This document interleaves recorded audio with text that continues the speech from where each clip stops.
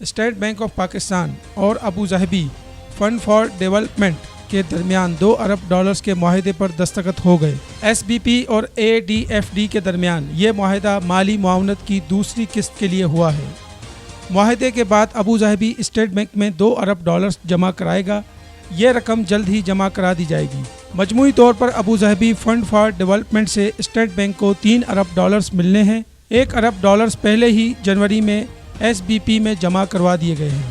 وزیر اعظم عمران خان نے گزشتہ برس اکتوبر میں سعودی عرب کے فوری بعد متحدہ عرب امارات کا دورہ کیا تھا، جہاں انہوں نے یو اے ای سے مالی معاونت کی درخواست کی تھی۔ 21 دسمبر کو ابو ظہبی ڈیولپمنٹ فنڈ نے اسٹیٹ بینک آف پاکستان کے اکاؤنٹ میں 3 ارب ڈالرز جمع کرانے کا اعلان کیا تھا۔ تجارت نیوز کو یوٹیوب پر سبسکرائب اور لائک کیجیے۔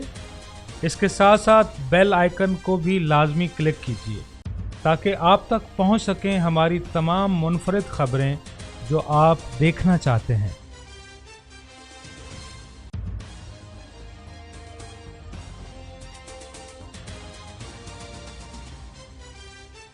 آپ دیکھ رہے ہیں تجارت نیوز، بہتر اپنا